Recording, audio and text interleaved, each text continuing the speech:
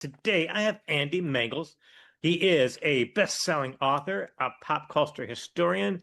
And Andy, thank you for joining me. As a first-time guest, I always ask the same question.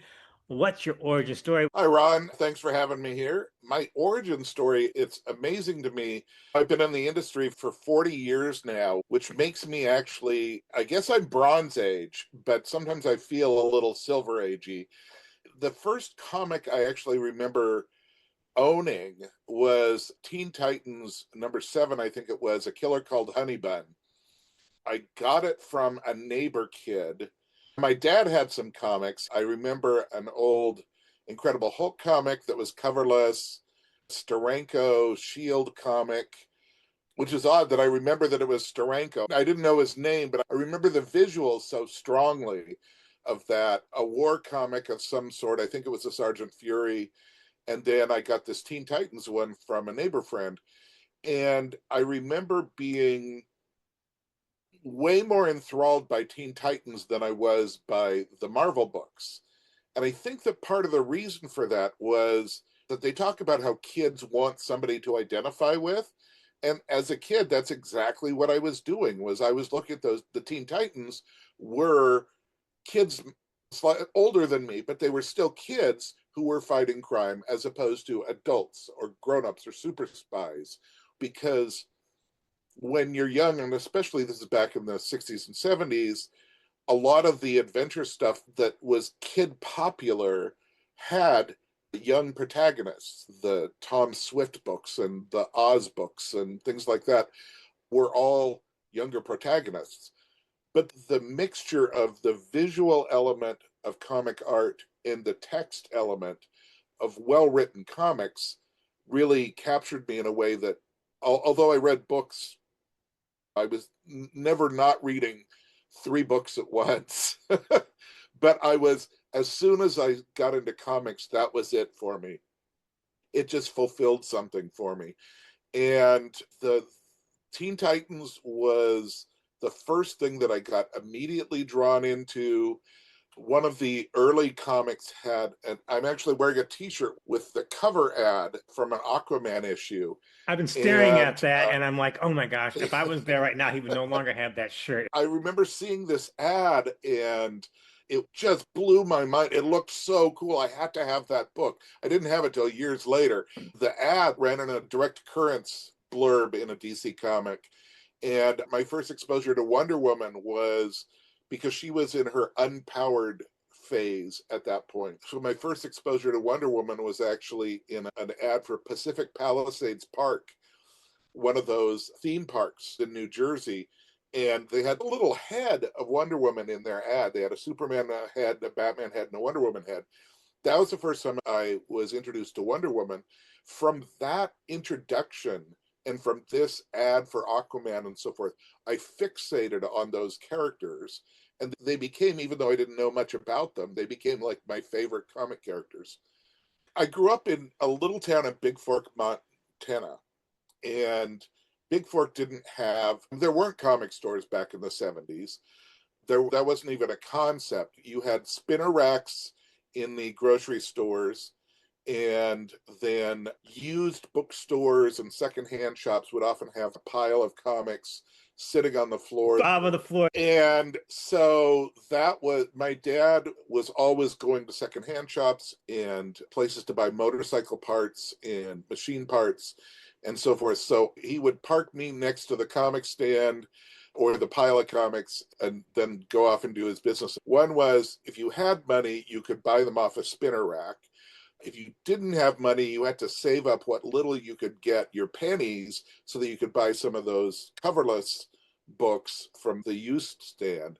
Or if you really didn't have money, then you would trade something with a friend who happened to have some comics as well. So that's how I got that first Teen Titans comic, was trading a toy or something to a friend to get that. It's ironic that the Teen Titans actually was what led to me working in the comic industry. Just things they talked about in the letters pages. Back in the 70s comics, there was a lot of, they would run like biographies of some of the comic creators And they would always talk about how thus and such was the artist, or thus and such was the letterer, or thus and such was the colorist, or the writer would answer a question or something. So I was very aware in ways that I think that kids who grew up reading 40s and 50s comics, I don't think were aware of there being a comic industry. By the time you got into the 60s and 70s, though, it was talked about in the letters pages. It was talked about in Stan's soapbox, in the Marvel books. So I had a sense that comics were an option as a career, but I didn't know how to do that. And I used to draw on big poster paper. Whenever there was an election, that was the best because there would be big poster signs for somebody who was getting voted for. And then the back of them was like free poster paper. And so I used to draw on that. I used to draw on butcher block paper. And I remember there was one time, I think I was about 10, where I talked my mom into letting me call. Now, we were in Montana, so it's 3 hours behind New York. I had to get up especially early in the morning because I talked my mom into letting me call DC Comics. And I called up and I talked to a woman there, and I said, I really want to work for DC Comics. I have so many cool ideas for comic book stories. I'll give them to you for free if you just let me work there. You don't even have to pay me. I'll give you my ideas for free. And she was like verbally patting me on the head. She said, that's not the way the industry works. And you want to keep working on your imagination. And when you're a little older, maybe you can submit some stories. So that was my first rejection letter, was from the secretary who answered phones at DC Comics. So you always knew you were going to be in comic. Was that your goal? Yeah, it was pretty much, I had a sense, my parents thought that I would eventually wise up and I would either be a museum docent or a librarian or something along those lines And because what I a disappointment you really turned loved, out to be. yeah, not just for that, but it was, loved books. I loved categorizing things. I loved organizing things.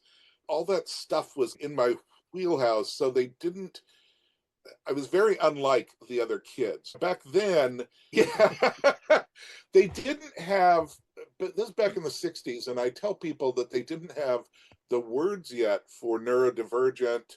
I was a grade ahead and reading at like college age level because of comics, mind you. That was how I really bumped my reading up.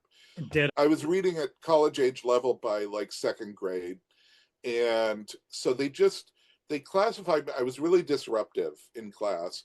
They classified me as a hyper genius. As a kid, I was a hyper genius, and all they could think to do with me, as my mom found out, the way they would punish me when I was disruptive in class, mostly because I was bored, was that they would send me to the library. And they called my mom such a in, and punishment for you. they called my mom in one day and told her, and she's like, how do you punish him? And they told her, she laughed and she says, no, she says, that's a reward for him. You're just rewarding his behavior. She says, if you really want to punish him, make him sit in the corner and not do anything. Just be silent and not do anything. And so that's how they started punishing me, and it worked. I did finally connect with fans through the letters pages. And so I started, because they would publish people's addresses back then, so you could write other fans. And in fact, that's how a lot of early fandom began. You read interviews with people like Roy Thomas and Paul Levitz and people like that. That was how fanzines and fans got connected to each other. That's how Richard Pini met Wendy Pini, was through a letters page, as she wrote a letter in Silver Surfer. And years later, here they are, They are married and have a you big know. elf quest. So letters pages were a real gathering spot for fans.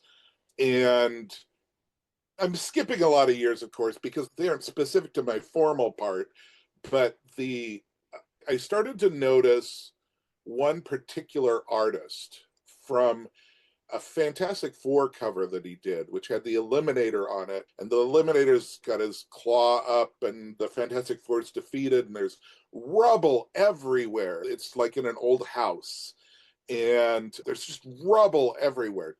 Huge amounts of rubble, way more rubble than there would be if he had brought the entire house down. And it was a red Yeah. costume. Yes, I yeah, yeah, remember yeah. that issue. He was in red armor, and each segment of the armor was gleaming, and oh, it was such an incredible cover. And that was the first time I noticed George Perez. Now, I was aware of artists. Like I said, I was aware of Steranko from almost the beginning, that he was different from other artists. And so I could tell the difference between people. But I didn't have a favorite per se until George Perez. So following George, and then when they announced he was doing New Teen Titans, Teen Titans, I had followed and followed. I was still a huge fan of them. And then they announced he was doing that, and it was like, talk about all the best.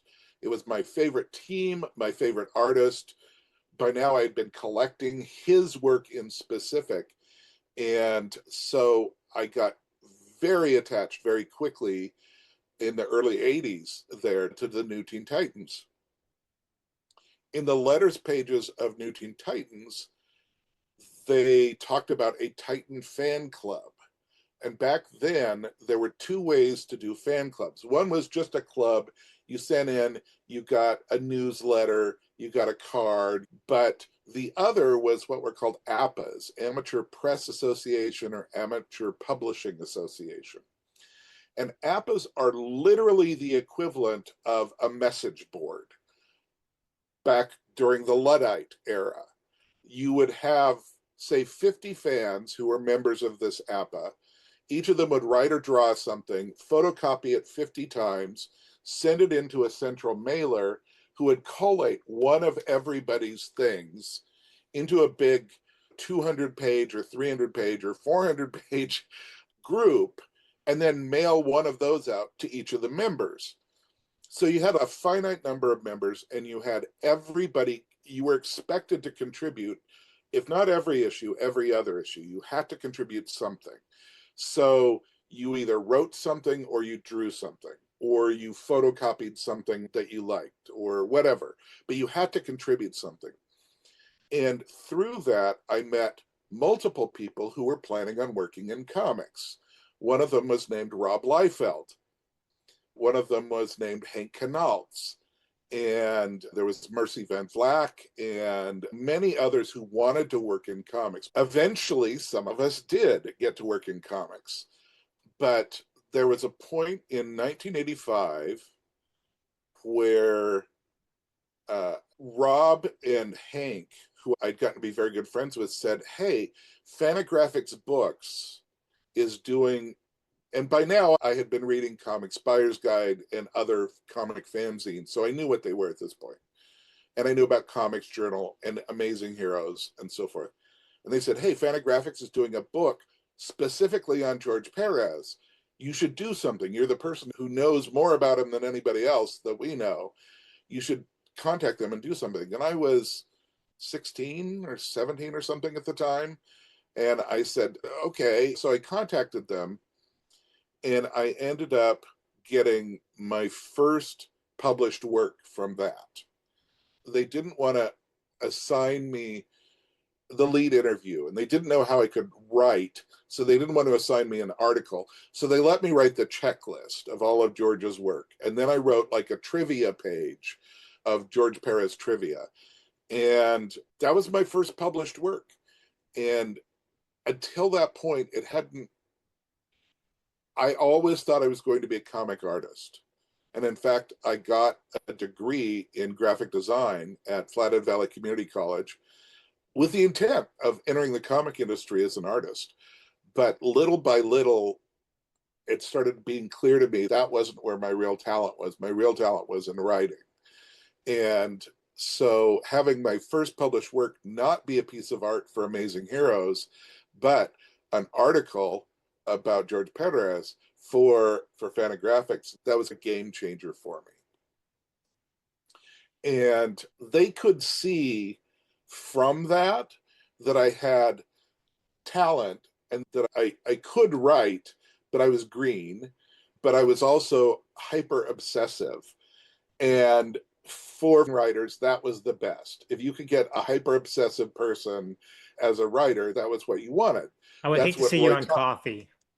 That was what Roy Thomas was. That was what Mark Waid was. That was what all the people that you think of as like top fanzine writers. Peter David was, Tony Isabella, people like that who were at the top of the field. Paul Levitz, who, as fanzine writers, they were known for being hyper obsessive, for knowing their stuff, for being able to get across a huge amount of information in an entertainingly small amount, in an entertaining way, but in a smaller version.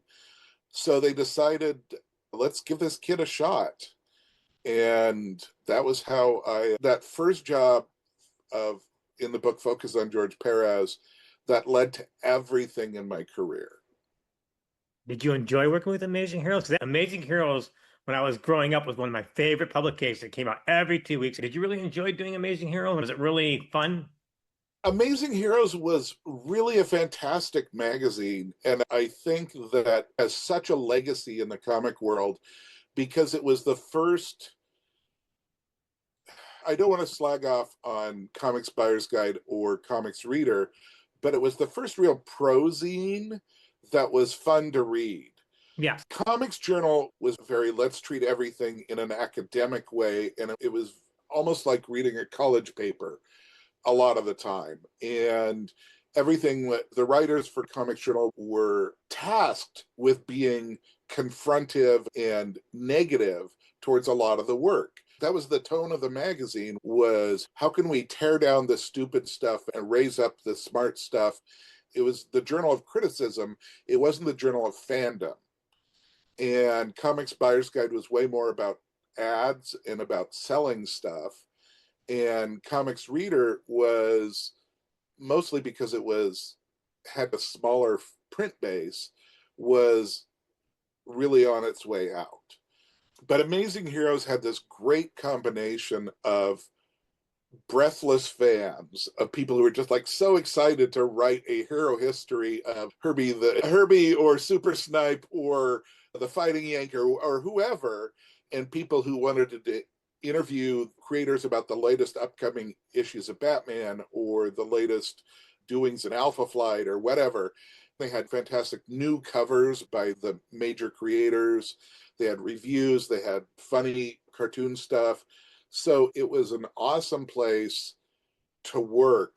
I think it was Kim Thompson was the first editor who brought me up, but there were a whole bunch of editors that I worked with right away. Kim, you worked And with her when you were 19 and still in college. Kim and others they were constantly, like every other issue of Amazing Heroes was seemed to be edited by somebody new. And then at one point they brought in, for a special crisis issue, they brought in Mark Waid as the guest editor. And Mark Waid and I just clicked. We had the same kind of brains when it came to DC comic history and things like that. And so we wrote really well together, and he assigned me a whole bunch more things. And I would take on, Mark would do, I'll take half the DC books, Andy will take the other half. And because of that, those preview specials, what we would do is we would call up each editor at DC Comics. So say Denny O'Neil. And I'd say, Denny, tell me about the next 6 months of each one of your titles. And sometimes Denny would say, okay, here's this and this, here's this, and here's this. And then sometimes he'd say, I don't have time to tell you about this, or I don't know what Mike Barr is doing. So then I'd call Mike Barr, the writer, and I'd get what Mike Barr was doing for the next 6 months. Or I'd get whichever artists or writers I got to interview. From that, I started to build up a lot of people who I interviewed over time. Editors, writers, and artists. That was a lot of fun because I got to not only get paid for writing, but I was interviewing people whose work I admired or whose work was about to hit it big. I was Dave McKean's first big interview before he did Black Orchid. I was Dennis Cowan's first big interview. I did an interview with Jim Valentino on Normal Man. Jim and I both remember that interview really well because it meant it was like his biggest interview yet. And then there were two things that happened during it that both of us remember. One was we were chatting, we were on the roof of the convention center at San Diego Comic-Con, and this drag queen Darth Vader comes up to us. If you picture like Rocky from Rocky Horror, with a Darth Vader mask on and light up lightsaber nipples.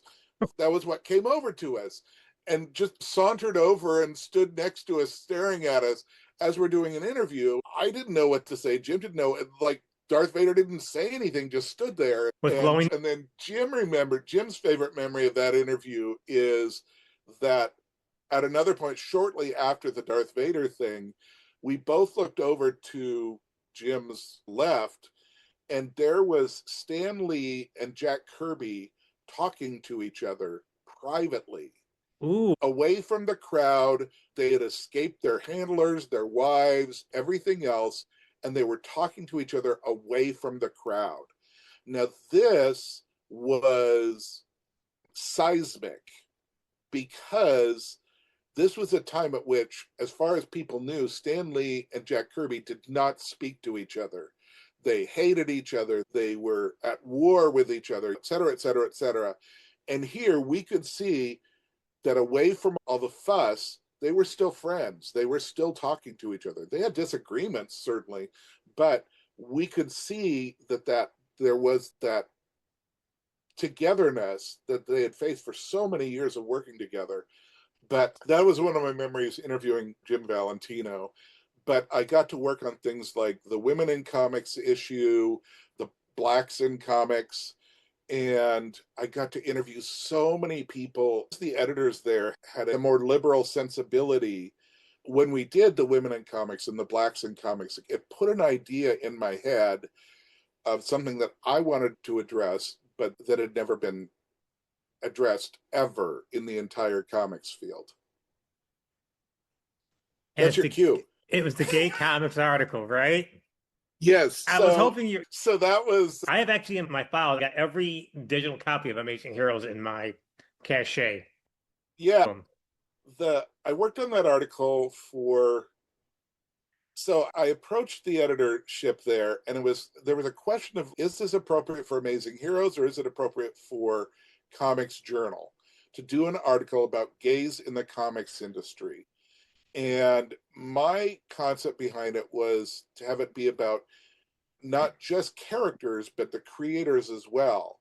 And then they were like, do you know anybody gay in the comic industry? And I was like, no, I know there are, but, and they were like, you've got to find some gay people in the comics industry if you're going to talk about creators in the comics industry. So I started putting in questions to people, and somebody's, I hear or I know that this person is or this person is.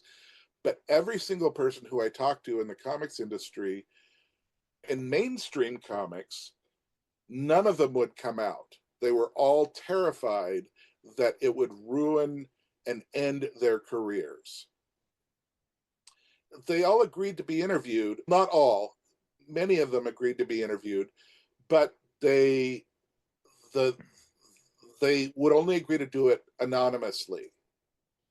And so I had a mixture of people agreeing to be interviewed by name, and then people who were anonymous sources. So it became anonymous inker for Marvel, or anonymous penciler for DC, or anonymous writer for Eclipse, or anonymous colorist for DC, or whatever. And what started out as, we thought it was just going to be a smaller piece, ended up just growing and growing, and it turned out to be, they had to split it up into two issues. Two issues of Amazing Heroes. It's a number 143 and 144, and they put it out in the summer of 1987.